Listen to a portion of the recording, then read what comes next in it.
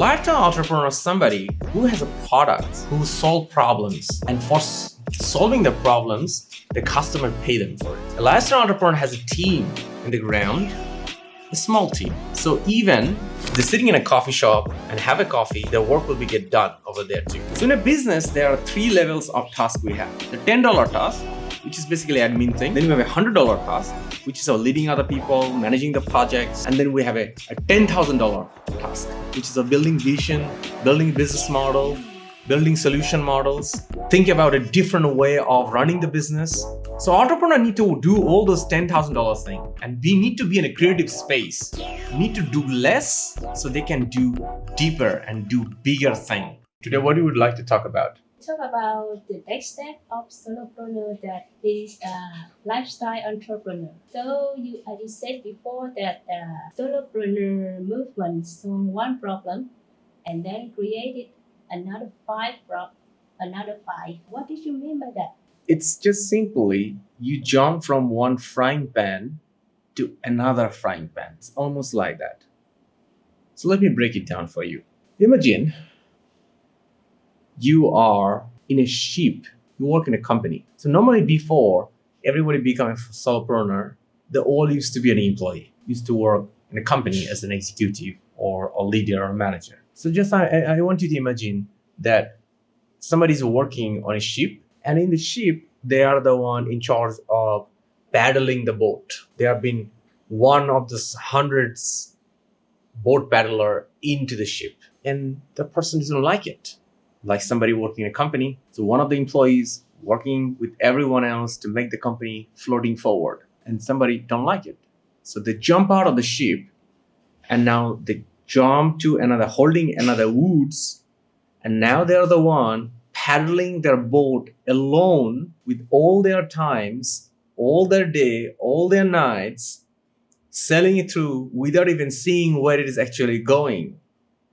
And that's exactly what it is.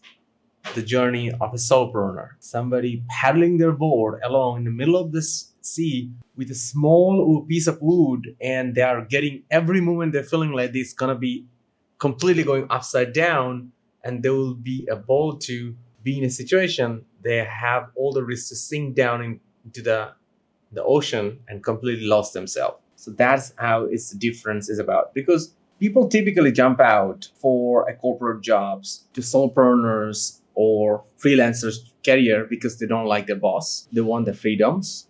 They want to make their own choices. But when they start to make this solopreneur moves, they actually don't make all those choices. They now have to learn so many things without getting paid for it.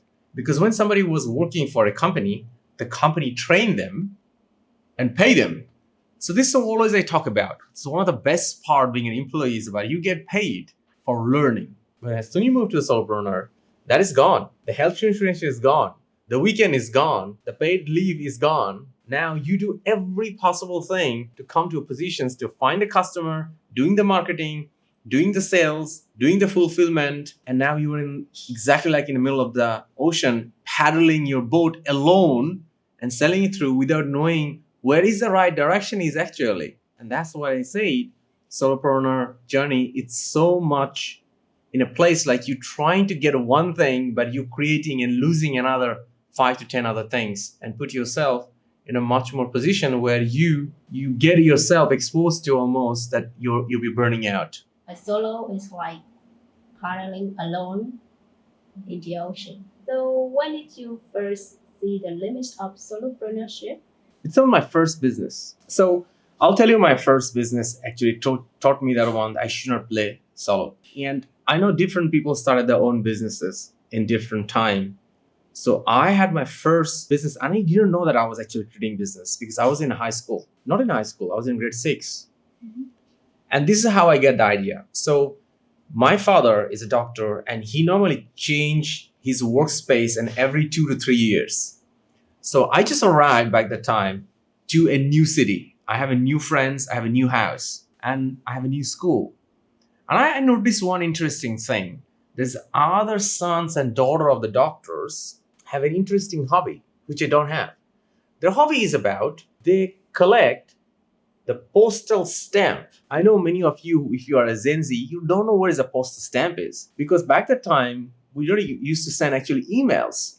We used to send letters from one person to another person. And every time we want to send a letter, we have to pay fees to the postal office. And we pay for the fees by buying those postal stamp. So if you do internally, domestic, the one country, but if you do internationally post, then you will need to buy those international fees. So I saw this on all those newly friends have this hobby. They are collecting all those postal stamps and they're very passionate about it. That's something interesting to me. I want to play with them, but I don't have any stamps. And I go to school and figure out the same thing. They all have, many of them playing that games. Then I came to the point is about, how do I play with this one? It's only me. I find out this one, I have an unprivileged advantage. I have families all over the world. So why don't I just write letters for them? They're going to send me a letter back with a reply and I have the stamp immediately. So I get into my dad, get him to say this one that I will write letters. And my dad said this one, you have to write letter in English language. And if you do that one, I will sponsor for you. Done? So I wrote the letters and they reply me back. And also my mom and dad wrote the letters to their relatives too. So they also reply back too. So I put it all together and now I have huge sizable amount of stamps.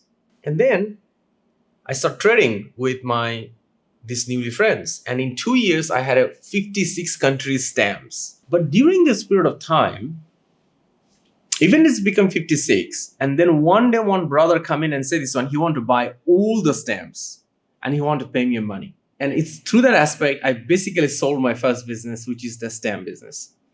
But then I realized this one, all the thing I was doing is myself. I have to find an idea.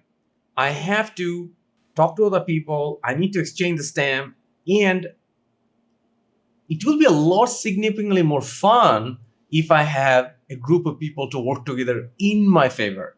Because everybody I was talking is basically counterpart. They're not in my favor. They're basically my counterparts and I need to deal with that thing. And every time, and so many times in the dealing, I was making mistakes or losings because there's no one who was telling me in my team, because I didn't have a team, that you should do that way. Or, hey, you could actually better trade with that one. There's so many times I made a trade and then I regretted this one. Oh, I wish I know that person in that grade. They actually give me more tickets, more stamps. So that's the time I realized this one. It's pretty lonely to play alone. I can win, but it's more fun when you play the game together as my own team and play with other people. So that's why I decided this one. The next time I ever do a business, it will be always a team game.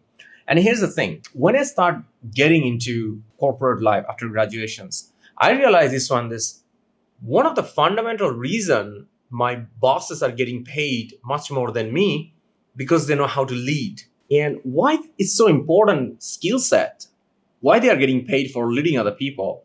And because when they can lead other people, they can produce multiple X, 5X, 10X, 50X their impact into the company in terms of value creation. I want that. And then I realized this one in the business is all about the team games. And that's why the leaders always get paid more too. And that's why I completely understand that I need to master this team game because if I want to go ahead with. And that's what helped me to become one of the youngest CIO of Vietnam, which is Chief Information Officer for $1 billion company. Because I learned I need to play this team game. So in the team that you want to be, do you prefer to be a leader than a team member? It's interesting questions. What I'm about to tell you, maybe some of the people don't like it. I totally believe there are the two types of leaders. One type of leaders are by born, and another type of leaders are being trained. I realize this one, my life is significantly more fun when I'm a leader, when I can control and I can take the ownership of an outcome. And I love being leaders. And that's what I realized I've always been a leader. When I was in school, I used to be the school monitor, class monitor. Every time I go to the sport grounds, I'm always a leader of the team. And as I'm a leader, I have always have a passion that I'm going to perform better than others. So I push myself on my craft. how to be a better player in my game. And people like to play in my team because they know, oh, okay, if I'm with this guy, if I'm with my John, most likely I'm going to win today. So why not play with him? So it's also a great ways for me to attract interesting people to work with me too. So I had that ability to do this one, but I didn't really value it so really well, to be honest. I really didn't really value this ability of desire to interest to lead. I did that always the leading until I go to the university. And when I go to the university, I kind of let it go. I didn't want it to be leader. I just doing one-on-one thing, and I was doing my solo things. And I realized this one, my university life could be a lot more fun if I would start to take the leadership initiatives. So that's when I finished the university. One reflection point, I realized, no. I'm actually good at leadings. I want to leadings. I set my standard high when I do something. And people like to see me in leadership positions too. I should do that. And that's the moment I gain. Everything I do, I take the initiative. I take the ownership too. So now I'm telling you right now, other people maybe don't have this byborn ability to be a leader. They can be trained to be leader. Because end of the day, people need to do three things to become successful in life. First, they need to learn how to lead, how to build, and how to sell. And the easiest way, I won't really say easiest, but the skill which you will be able to diversify for someone to generate income is about learning how to lead. Because basically, people get hired for that. Think about all these managers, directors, C-suites. Their income is 20 times than executives, 30 times compared to an executives, because you just know how to lead. So I believe that anybody who are looking for financial freedoms, one of the first skill they could think about, learn how to lead. What pattern do you see in people who escape from corporate to crash later? Okay, it's a very simple pattern. And what I'm about to tell you right now, it's going to be a lot of easy thing to do.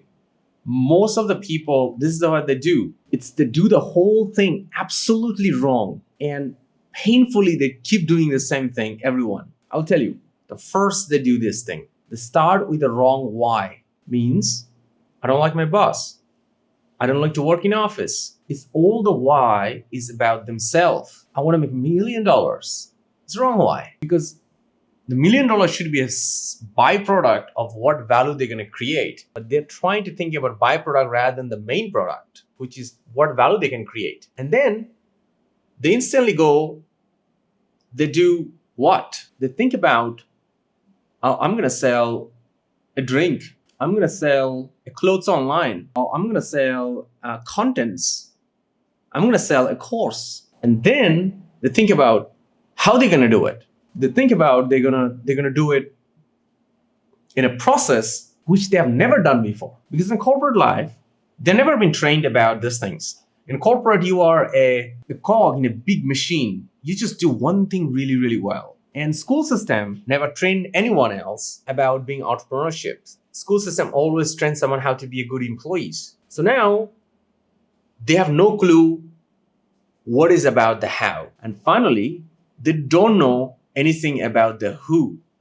And that's why they're starting in the solo mindset, because almost everybody who are jumping out of the corporate life, the first thing they do, they think about they will start a business without any team, without any capital, without any risk. So that means typically they're thinking about becoming a self-employed and calling themselves an entrepreneur. No. Self-employed is not an entrepreneurship. A self-employment is something you do the job by yourself, and if you don't work, you don't earn. You only get paid for your working hours. So if you think about the quadrants of the 4 quadrants, in the right side, we have employees. The left bottom, we have self-employed. The top, in the upper right, we have entrepreneurs. And the left right is about, we have investors. So people typically transiting from employees to the self-employed zone and calling themselves an entrepreneur. So now they have an identity crisis already. And that identity crisis keep them in a very confused position. They try to use the tool which doesn't really apply for them. And they don't accept they're the self-employed one too. They don't build a team. They don't want to spend capitals, which they don't have often. So 95% of them go back to find a job in 6 to 12 months period of time. And now they're finding a new job is even harder for them because they try to communicate to their job market. They're an entrepreneur already. So now companies think twice before hiring them because they think that probably they will come in and they'll leave soon as soon they find out how to start their business running again. It's a risk for companies. Many hiring managers think that way too because they need a stable employee so they don't have to hire it in 3 months again because no hiring manager want to hire somebody and want to hire someone again in a few months because it just wastes the time because they don't want to train you and you go and they have to hire again. The training again, it's a hiring and recruitment cost for the company. Why don't you hire 3 interns instead? So you save cost, right? Right. Let's think about a space 0 to 10. 3 interns, basically, let's say each of their level of skill set is 1, 1, 1.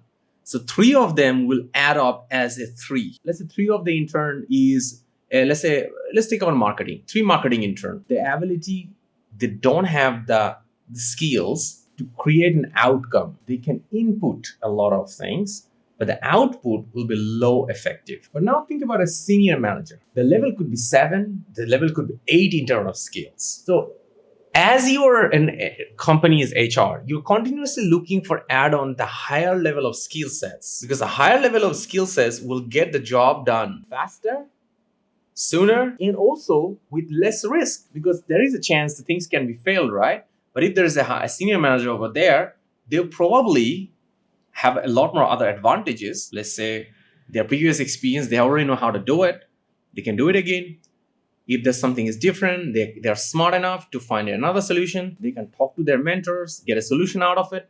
But intern doesn't have those advantages. So they're stuck with 3. A senior manager can have start with 7 and then it can stack on top of it too. They can even act like almost 10 for a particular problem as well. So they just see this cost, but they don't see the other advantages that the senior brings, right? Exactly. How do you define a lifestyle entrepreneur? And how is it different from a freedom chaser? Freedom chaser is somebody is chasing an eagle in the sky. That's called a freedom chaser. As somebody just chasing freedom, it's like a desire you have, a fantasy in your mind, but it's not a reality. Lifestyle entrepreneur has the real freedom in their life. What does it really mean? I will tell you right now. A lifestyle entrepreneur is somebody who has a product, who solve problems, and for solving the problems, the customer pay them for it. A lifestyle entrepreneur has a team in the ground, a small team. So even they're sitting in a coffee shop and have a coffee, their work will be get done over there too. But here's the thing. The lifestyle entrepreneur are not sitting in a coffee shop and sipping in the coffee and doing nothing. They're actually sitting there in a coffee shop and sipping their tea. They're doing their more higher level advantage. So in a business, there are 3 levels of task we have. The $10 task, which is basically admin thing. Then we have a $100 task, which is leading other people, managing the projects. And then we have a $10,000 task, which is building vision, building business model, building solution models. Think about a different way of running the business. So entrepreneurs need to do all those $10,000 thing, and we need to be in a creative space, need to do less so they can do deeper and do bigger thing. So they have a more creative opportunity into it too. So that's the lifestyle entrepreneur. And then not only that, lifestyle entrepreneur has flexibility, like I said, they have assets. So the assets bringing passive income for them. So they have investments. They have a way of investing money, whatever money they're investing in, they're putting into it. And here's a very important thing. You have seen a lot of successful people. They have lots of money.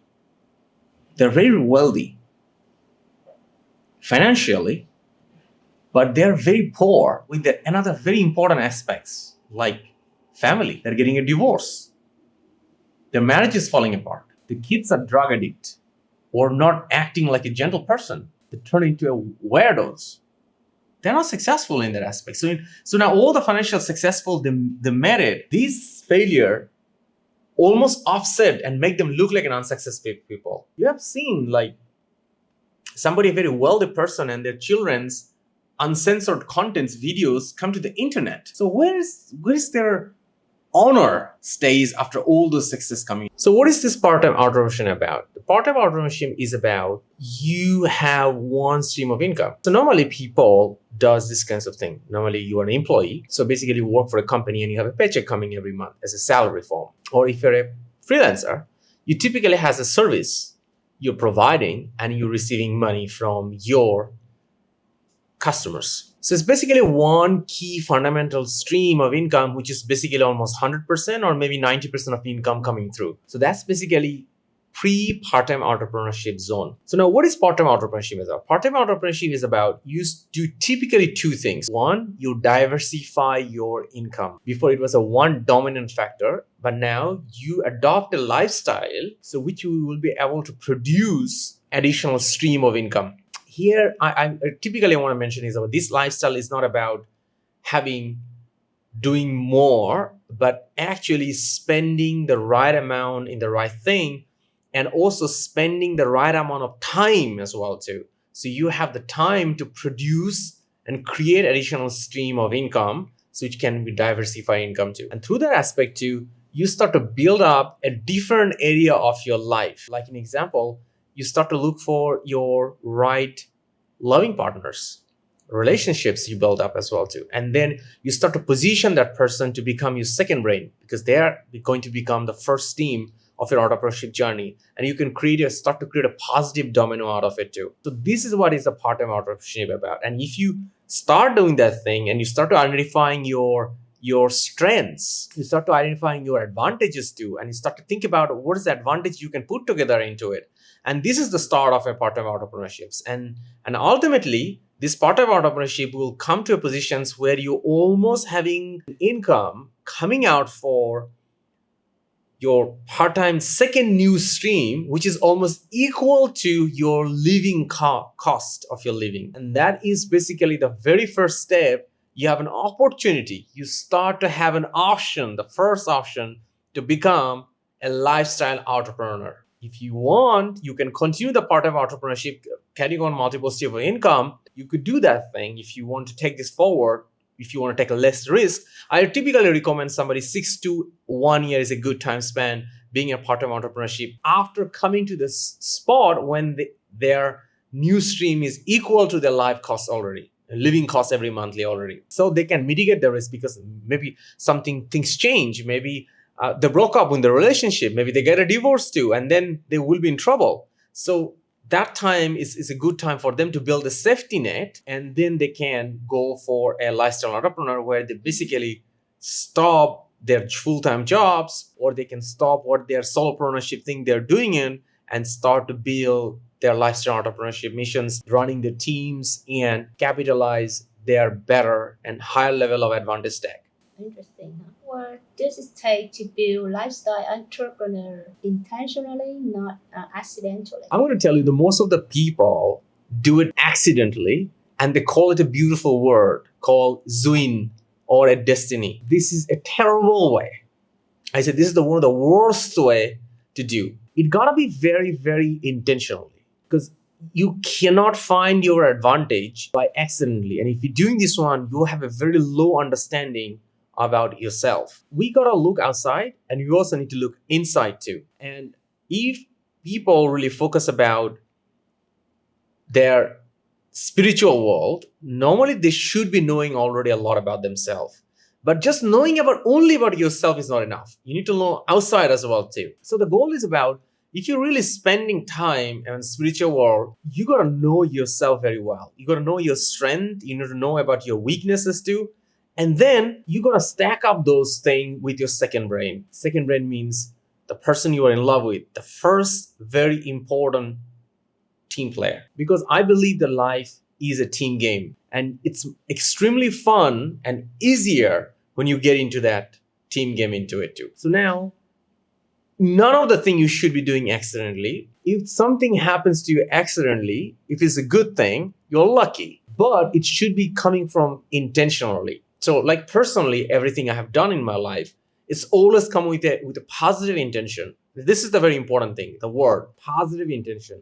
I want to get better, and how I'm going to get better. I want to build an advantage so I can get better faster and I can provide a much more higher value than what I'm able to give. So I'm looking at my advantage stack, and I'm intentionally and strategically looking into it, and how do I get better? I have unprivileged advantages too. I'm also looking into it. I'm trying to use it in a better way, and I'm trying to be continuously, I am stacking my advantage stack in a different pattern, in a different organizational model, so I can create a better level of outcome for myself. And same time, I'm also looking my advantages. I'm trying to sharpen them up. At the same time, I'm trying to build some new advantages too. And this cannot be done accidentally. If I'm waiting for a miracle to happen, it's never going to happen. But if I put the advantage stack, what I just said this one, if I keep improving the organization better, and I start to continuously improving my advantage, my number one, number two, number three advantage too, and I start also build new advantage too, these advantage stack gonna give me the miracle outcomes, because this is gonna be producing that miracle. That's the point I want to clear. Why do you believe that health and lifestyle are the starting point, not the reward, of a smart entrepreneurship? This is where almost 99% people doing it wrong at different stage in their life. I'm going to start with the health first. Without a good hardware, how can you have a good performing laptop? You got to have the world best operating system in your laptop. You got to have all the apps installed in there too. You have a very good Wi-Fi in your install too, but your Wi-Fi modem of your laptop is broken, or maybe the modem is working, the screen is broken. Can you use it? It's useless, right? It's completely waste. So the same in our health is typically the hardware of us. It's the same hardware we have gotten to, and we can perform at a level much better with a higher level of effectiveness if you make sure this hardware is performing at our best. And here's the best part. This hardware is the world best hardware. There's no other hardware better than this, because it's incredible. It can heal itself. It's lasting. Even you don't care about it, it's still good. And it's anti-fragile. Think about this thing. If I throw it out in the floor, it'll be broken. Can it heal itself? But think about yourself. You cut yourself, it will heal up. Even you break your bones, it will heal up. So one of the fundamental things I have done myself, which I'm really grateful at myself that I did this thing. That older version of me really did a great stuff. I was seriously overweight. My weight was 94 kilos weight. In 1 year, I lost 30 kilos of my weight and get into the shape. And this is all before I started with VSHR and entrepreneurship journey. Back at the time, I was a senior manager for RMIT University, and I get into the shapes. And that getting into the shape start to unlock my high performance ability. I start to see this one. I can create a higher level of return of investment of my time by unlocking higher level of productivity and effectiveness of my hardware machine, which is about health. So that's the first thing. The second thing is about your lifestyle. Your lifestyle sets everything around your hardware. Think about those people. If you hang out with the wrong people, what does it mean? You have a lifestyle problem there. You choose friends in a wrong manner. If you're going through continuous breakups with your lover, means you have a lifestyle problem because you're meeting the wrong guys. So even I talk about if your profile picture on Facebook holding a wine glass, you will only attract the guys who likes to drink as well too. So you will be making relationship with alcoholic person, and the person who are really looking for a wife material, they will not be interested in you because you are one of the drinking party person. You're giving that vibe to. Let me keep going on more. It will be even wake up a lot of people depressed all the time. You will be only attracts other depressed people too who want to share your toxic mind. So you have a lifestyle problem of negativity and all the thing. But now here's the thing. If you want to make a breakthrough in your career or even your entrepreneurship thing, one of the first thing you need to have is you have a positive mental attitudes you really need. If you're not positive mental attitudes, you will find negative at everything. It's exactly like you're looking at the Miss World face and you're complaining about something in the face. Because you don't have positive mental attitudes. But if you have a positive mental attitudes, every possible position you fall down in your life, you will stand up and you find something out of it and you move forward progressive way. You'll learn faster, you take action faster, and you feel like you're making progress way faster compared to anyone else. So that's why you need to have a lifestyle. Because when you have the right style, you put yourself in a place, you condition yourself for becoming successful. So that's why I double click all the time in this one. If you want to change your life, if you want to become successful in any area of your life, in your relationships, financially, in your business, the two fundamental things get it fixed in your life. One, your health, and second, your lifestyle. Because if you don't do this one, even you buy lucky, because you have some advantage factor, you have some big advantage, you make some successful, you will go back, you will lose it because you will not be able to succeed successful. Think about, you had $1 million in a bank account and you have a lifestyle problem, you drink too much and you lose your both kidney. What is the point of $1 million? It's not going to save you. You will spend all the money in hospitals, the doctor will get rich and you will go to the graveyard. What system or routine do you personally like? My system is very straight to the point. I want to tell you this one. When I'm talking about a lifestyle entrepreneur system, the very first system is about a flow, how they process everything.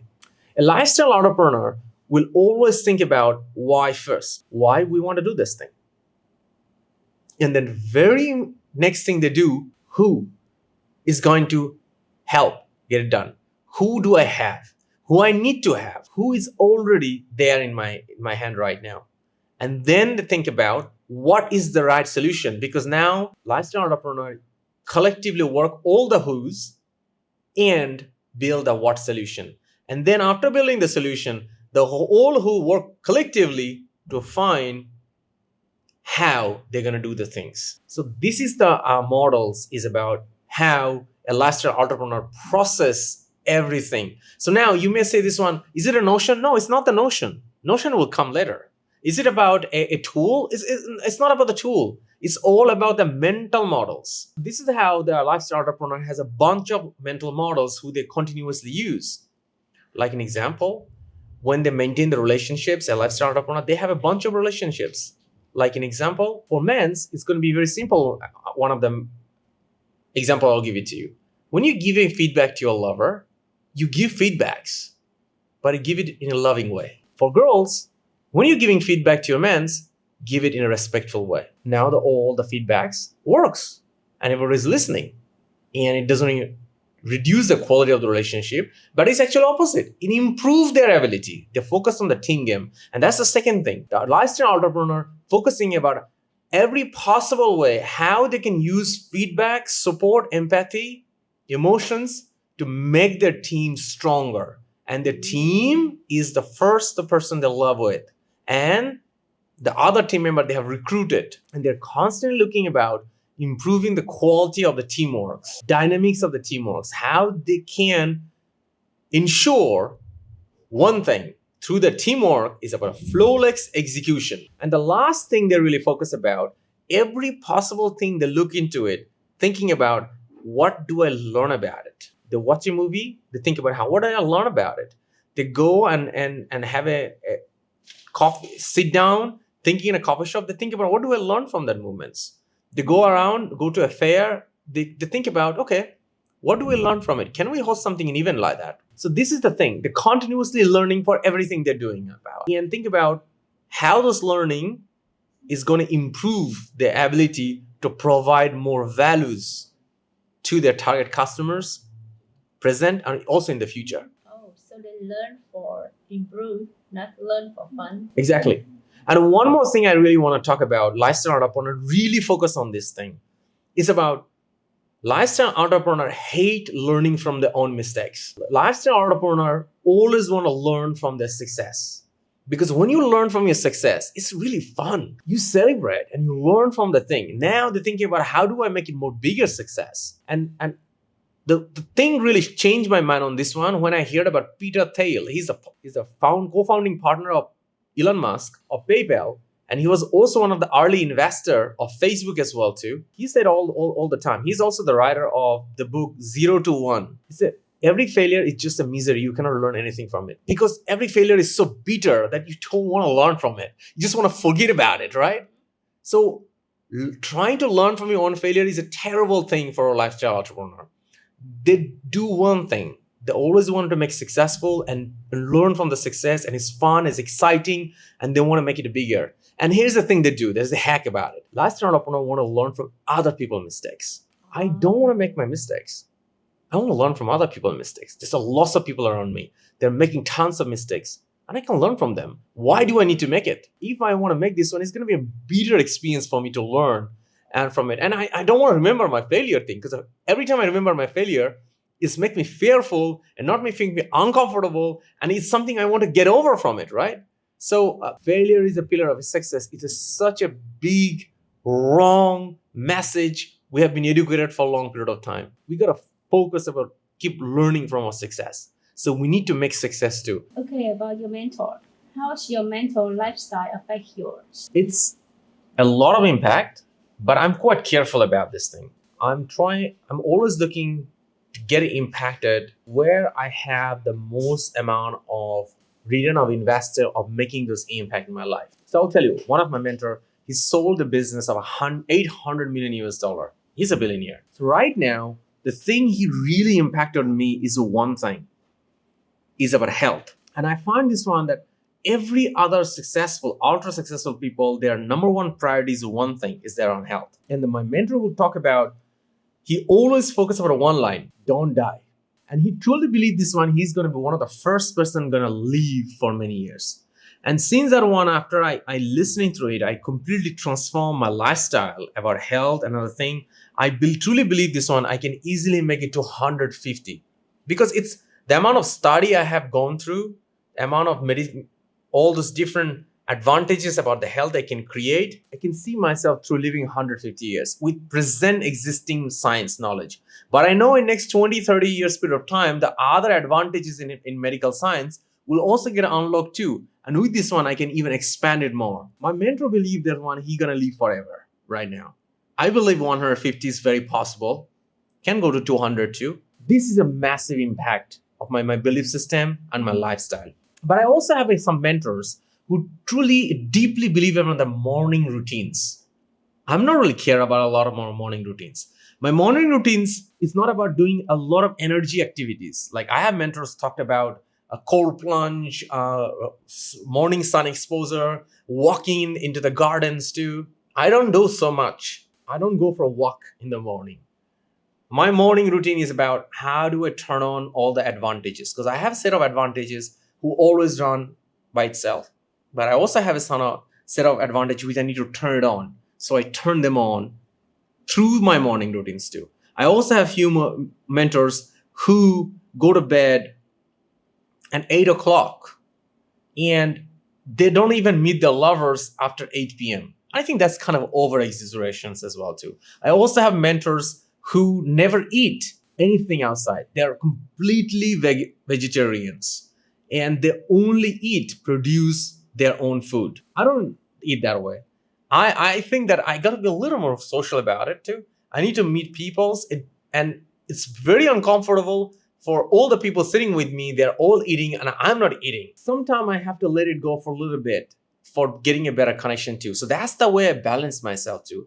So in a nutshell, I will go back to my answer is about, I'm always picking those things from my mentors where all those changes gonna give me the highest possible return of investments or those changes in my life. For where do I wanna go and what I wanna achieve and what is the lifestyle I wanna maintain. Is happiness on the way, not at the end of the course of lifestyle entrepreneur? There is a very famous movie called Pursuit of Happiness. Are you familiar with that? It's a very famous movie. And it shows the story, a guy struggling all his life. And finally, at the end of the movie, he becomes so successful. I think it's a horrible idea. It's a terrible strategy. I cannot say more than this one. It's like a disaster advice and a way to become successful. Life is only one options you have. I cannot remember this one. Did I ever born before? And I don't know that I'm going to born again too. That means I'm saying I have only one shots. And I don't want to struggle through in my life. I want to solve this thing and I want to improve this thing and I want to enjoy my journey. And every day is going to be interesting for me. And I really deeply regretted myself sometime. The moments where those years I used to work 120 hours a week, where the normal people work 40 hours in a job and I was working 120 hours. And I know I shouldn't have done it. I should have found a better way of doing the work that time. Then I could be much more happier in my life and probably more better success, because the more happy we are, the more peace we have in our soul, the more better decision we make, the more better positive mental attitudes we have. And that is a great lever of ourselves. Because when you are not happy, we're not enjoying what we're doing right now, we continuously making wrong decision. And here's the point I want to tell you. One of the most valuable skill among all of it you can ever have is your judgment ability. The ability to judge correctly is the most valuable skill you have. And this skill will only build on yourself when you have a peace in your mind and you have a positive mental attitudes in your life. So here's the thing. If you're going to struggling right now, it's going to be a terrible way to burn down the most valuable asset of your life, which is called your time. I will tell you one of the conversation of one of my friends. My that friend is quite smart and talented, but could not understand the value of time. I was telling to my friend this one, there's this 5 year you spend, you cannot get it back anymore. My friend said, no, it's fine. I had a lot of fun in 5 years. But that 5 years is not going to get you what you want. My friend who want to make a milestone in next 1 year period of time. You can never achieve that milestone probably because your runway is so short to take a big plane from the ground to the sky. And that's how you lost your 5 years. Because you go and grow a tree somewhere else and now you chop down the tree and you're trying to get another tree to become a big tree in 1 year. And that's how you get into a problem right now. The point I'm trying to tell you is this one is about your time will never come back. And now you may say this one, oh, I'm already in the suffering right now. How do I get out? I'm already burning myself. My life is so hard for me. Make it easier. You can. How? Get a second brain. Turn your lovers. Choose intentionally your lovers. And not about something like you become like a person about, oh, who can help me? I love you. That is a bad way too. You emotionally connected with them. And then you strategically sit down together that, hey, we want to work together. We want a better futures. I'm not telling you this one. You find a lover and you tell them to fund your life. But that's a terrible idea. You come and find your lover and you say this one, hey, I'm going to do this thing. And let's do this thing together and let's make a life together. Then you will see you'll go through a lot of painful journey, but you have somebody to hold you and always remind you and support you and inspire of you. And you will have a life together. And even you go through lots of pain, but you will not feel that way because you have a better level of tolerance on the way, because you condition yourself that, okay, I have hope. Hope is not a strategy, but hope is a great defense mechanism to keep you moving forward. You need that because when you don't have a hope, that's the moments you completely collapse. Why happiness on the ways is just a powerful fuel for business longevity. Absolutely. Think about you have a motorbike and you don't fill it up and you keep riding the motorbike and your tank will be empty and you're done. So now let's think about, imagine you're trying to go from here to here and every 2 hours you're filling up some part of more gas inside of it. So your motorbike always have a fuel. And now you can keep going as long as you do. And here's the thing, in a business, it's going to be a long game. It's not going to be a short game for you. You have to go for a long distance. So you got to fuel you up. And happiness on the way is that ultimate fuel for yourself. Because you are not going to be successful in 6 months or 1 year period of time. Sometimes you're going to take you a few more years. There will be a lot of seasons. And so your fundamental strategy should be, how do you fuel yourself? And the best fuel you can give yourself is happiness. So you need to inject that happiness to your life on the way so you never run out and you finally achieve your milestone after milestone and have a life with a lot of story to tell others. So happiness is like petrol. Exactly. Okay, thank you for your sharing. You're welcome.